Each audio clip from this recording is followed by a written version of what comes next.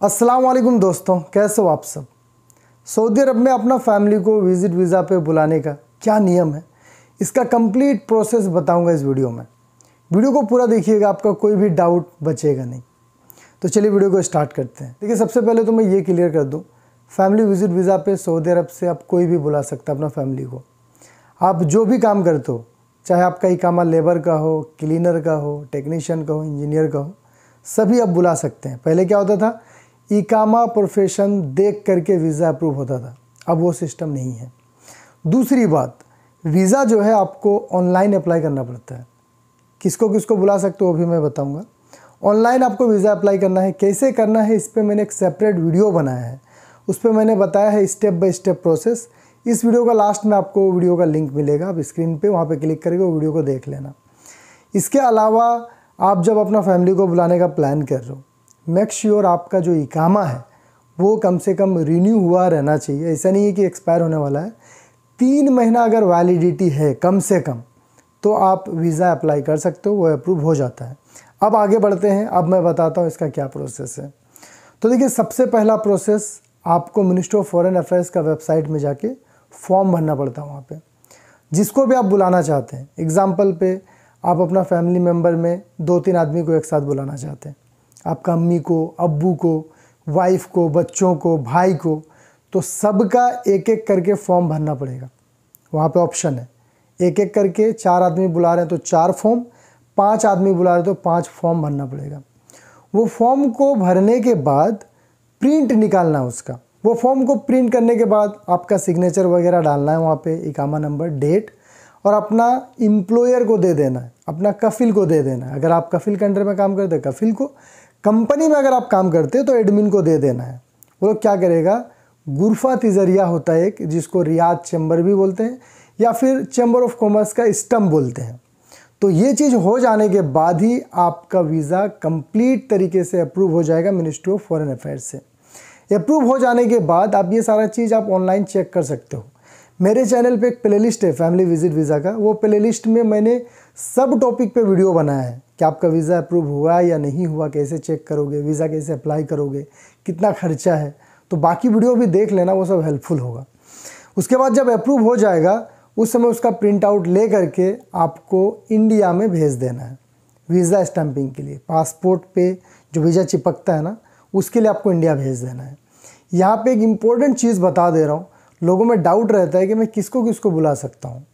तो देखिए, सऊदी अरब में आप उनको बुला सकते हैं फैमिली विजिट वीज़ा पे जिनके साथ में आपका ब्लड रिलेशन है। आपका माँ बाप को तो बुला ही सकते हैं, आपका भाई बहन सबको बुला सकते हैं। इसके अलावा बहन का अगर शादी हो गया, जीजा जी को भी बुला सकते, उनके बच्चे, आपका भांजा भांजी को भी बुला सकते। आपका अगर भाई का शादी हो गया तो उनकी वाइफ, आपकी भाभी को भी बुला सकते, भाभी के बच्चे यानी भाई के बच्चे, भतीजा भतीजी, वो सबको आप बुला सकते हैं। आपका सास ससुर को भी बुला सकते हो आप, नाना नानी, दादा दादी, सबको बुला सकते हैं। यहाँ तक कि मेरे एक दोस्त ने अपना मामा मामी के लिए वीज़ा अप्लाई किया था, वो भी अप्रूव हो गया।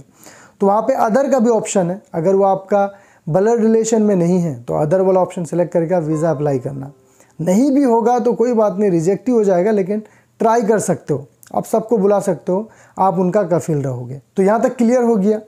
अब देखिए, जो गुरफा तिजरिया होता है ना कफिल के थ्रू, उसका चार्ज सिर्फ 35 रियाल है। इससे ज़्यादा कोई खर्चा नहीं है वीज़ा निकालने में, बस 35 रियाल लग गया। अब आपको इंडिया भेजना वीज़ा स्टैंपिंग के लिए।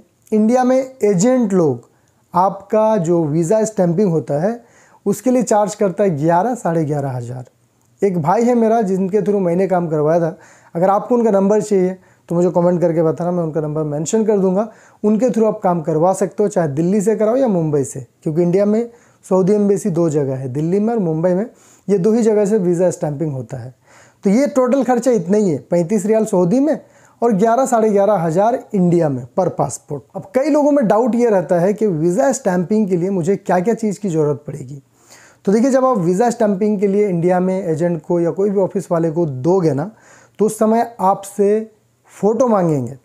फ़ोटो जिसका बैकग्राउंड जो है वाइट रहना चाहिए। जिनका भी वीज़ा स्टैंपिंग होना है, फॉर एग्जांपल आपके पेरेंट्स का होगा, माँ बाप का, तो आपके फादर मदर दोनों को बोलना है कि एक अच्छा सा फ़ोटो खींच लीजिए। फ़ोटो ऐसा रहना चाहिए कि कान जो है ना वो ढका हुआ नहीं होना चाहिए, पूरा दिखना चाहिए फेस। इस तरह का फ़ोटो रहेगा, बैकग्राउंड वाइट रहेगा, पासपोर्ट साइज़ का फ़ोटो। 3 पीस वो लोग फ़ोटो लेते हैं वीज़ा स्टैंपिंग के लिए, और ओरिजिनल पासपोर्ट। बस यही डॉक्यूमेंट चाहिए। अगर आपका वाइफ है तो वाइफ को भी बोलना है, उनको भी सिर्फ पासपोर्ट लगेगा। कई लोग बोलते हैं कि मैरिज सर्टिफिकेट लगेगा, तो देखिए मैरिज सर्टिफिकेट नहीं लगता है।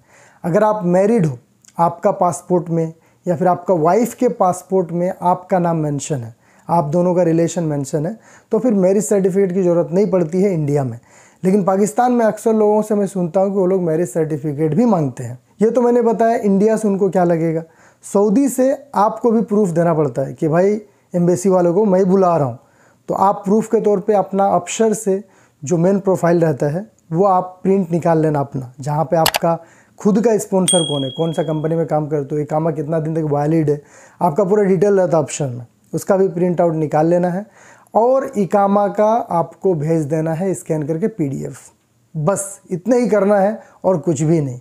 अगर आप नहीं चाहते कि दिल्ली में मुंबई में खुद जाकर ऑफिस से कराऊं, तो आप कोरियर भी कर सकते हो भाई, कोरियर कर दो। कोरियर करने के बाद वो लोग वीज़ा स्टैंपिंग करके आपको भी कोरियर कर देते हैं। मैक्सिमम इसमें आप 10 दिन मान के चलिए, 10 दिन से 15 दिन में आपका हाथ में वीज़ा पासपोर्ट दोनों आ जाता है। वही चीज़ अगर सऊदी अरब में आप वीज़ा अप्लाई करते हो स्टार्टिंग में, उस समय वीज़ा अप्रूवल में कम से कम एन एवरेज 3-4 दिन टाइम लगता है, मैक्सिमम 1 महीना तक भी लग सकता है। इनकेस अगर रिजेक्ट हुआ तो आप मिनिस्ट्री ऑफ फॉरेन अफेयर्स के नंबर में कॉल करके बात कर सकते हो, या फिर उनको आप ईमेल के थ्रू भी कांटेक्ट कर सकते हो। यहाँ तक क्लियर हो गया। अब देखिए कई लोगों को डाउट ये रहता है कि जब मैं वीज़ा अप्लाई कर दिया सऊदी में, वीज़ा अप्लाई करने के बाद वो अप्रूव भी हो गया, गुरफा तिजरिया करने का कितना टाइम बचा हुआ रहता है, मेरे हाथ में कितना दिन रहता है, तो 3 महीने के अंदर तक आप करा सकते हो, कोई दिक्कत नहीं। फिर जब गुरफा तिजरिया हो जाएगा उसके बाद मैं वीज़ा स्टैंपिंग कब तक करा सकता हूँ, कितना दिन उसकी वैलिडिटी रहती है, तो देखिए उसके बाद भी 3 महीना आप टाइम ले सकते हो। 3 महीने के अंदर आप वीज़ा स्टैंपिंग के लिए प्रोसेस कर सकते हो। जब वीज़ा स्टैंपिंग हो जाता है, पासपोर्ट में वीज़ा स्टैंपिंग हो गया, उसके बाद मुझे टिकट कब लेना है, कितना दिन मेरा टाइम रहता है, तो देखिए उसके बाद भी आपके पास 3 महीने का टाइम रहता है।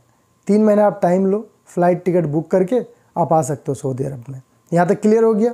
अब देखिए कई लोगों को ये डाउट रहता है कि मैं अपना फैमिली को किस वीज़ा पे बुलाऊँ, क्योंकि जब आप वीज़ा अप्लाई करेंगे ना तो 2 तरीके का वीज़ा मिलता है, एक है सिंगल एंट्री वीज़ा, एक है मल्टीपल विजिट वीज़ा। दोनों में क्या डिफरेंस है इसको समझिए। सिंगल वाले का मतलब है एक बार आप सऊदी अरब आ गए, सऊदी से निकल गए तो दोबारा उस वीज़ा पे आप नहीं आ सकते, वो वीज़ा का खेल ख़त्म। मल्टीपल का मतलब क्या होता है कि आप सऊदी अरब आए फिर गए, 1 साल तक आप आना जाना कर सकते हो, तो ये फ़ायदा है मल्टीपल में, इसीलिए लोग मल्टीपल वीज़ा अप्लाई करते हैं। इसके अलावा भी समझिए सिंगल विजिट वीज़ा जो होता है उसका वैलिडिटी सिर्फ 1 महीना रहता है। सऊदी अरब आने के बाद आपका फैमिली का हर महीना उनका वीज़ा को एक्सटेंड करते रहना पड़ेगा जावाज़ात के थ्रू 100 रियाल पे करके। अब देखिए अभी जो नया रूल बना है 2022 में, इसमें क्या हो रहा है, सिर्फ 6 बार ही आपका वीज़ा एक्सटेंड हो रहा है जावाज़ात से। मतलब सिंगल एंट्री पे अगर आपने बुलाया है तो 6 मंथ तक ही आप अपना फैमिली को रख सकते हैं, इससे ज़्यादा दिन तक वो लोग एक्सटेंड नहीं कर रहे। अगर इससे ज़्यादा टाइम करते हैं तो आप एक्स्ट्रा टाइम भी रख सकते हैं, 1 साल उसकी वैलिडिटी रहती है। वहीं पे मल्टीपल विजिट वीज़ा की अगर हम बात करें तो जावाज़ात के थ्रू अभी नहीं हो रहा।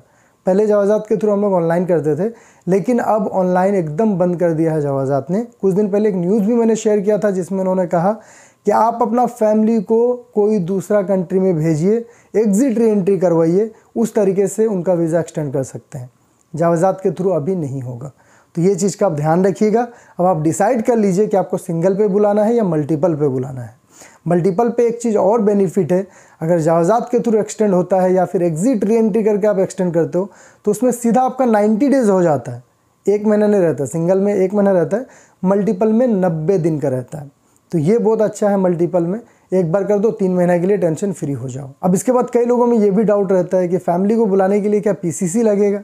नहीं, वर्क वीज़ा पे जो लोग आते हैं सिर्फ उनको PCC लगता है। अब आपको रूम देख लेना है, जहाँ पे भी रखना है, ये सब खर्चा आप पे डिपेंड करेगा। आपने रूम ले लिया, अब आपको फैमिली बुलाना है। फैमिली बुलाने समय एक चीज़ और ध्यान रखना है, जब आप अपना फैमिली को बुलाते हो उस समय नॉर्मल टिकट कर देते हो सऊदी अरब आने का, लेकिन एयरपोर्ट में रिटर्न टिकट भी उनसे पूछा जाता है कि आप उधर से वापस कब आओगे। तो बहुत इंपॉर्टेंट है रिटर्न टिकट। रिटर्न टिकट अगर नहीं रहता है तो एयरपोर्ट से आपको अलाउ नहीं करते वो लोग फ्लाई करने के लिए, लाजिम रिटर्न टिकट चाहिए। अब कोई कोई लोग तो प्लान करके बुलाते हैं कि मुझे 1 महीना 2 महीना रखना है, रिटर्न टिकट भी साथ में बुक कर लेते हैं। कई लोग बुक नहीं करते हैं। वैसे लोग क्या करते हैं, कैंसिल करने वाली टिकट को बुक करते हैं एजेंट के थ्रू। जहाँ से आप लोग वीज़ा स्टैंपिंग कराते हो उनसे आप कॉन्टैक्ट करना, वो ज़्यादा पैसा नहीं लेते हैं, थोड़ा बहुत पैसा लेकर के वो लोग आपको टिकट बुक कर देंगे। फिर अगर आप चाहें तो वो टिकट को कैंसिल भी कर सकते हैं, 1000-2000 वो लोग रुपया लेते हैं। तो इस तरीके से आप अपना फैमिली को बुला सकते हैं सऊदी अरब में। उम्मीद करूँगा पूरा डाउट मैंने क्लियर कर दिया इस वीडियो में। वीडियो को शेयर करके अपने दोस्तों को भी ज़रूर बताइए। चैनल पर नए हैं सब्सक्राइब कर लीजिएगा, क्योंकि इस तरह के इन्फॉर्मेटिव वीडियोज़ आपको आगे भी मिलते रहेंगे। वीडियो को देखने के लिए बहुत बहुत शुक्रिया।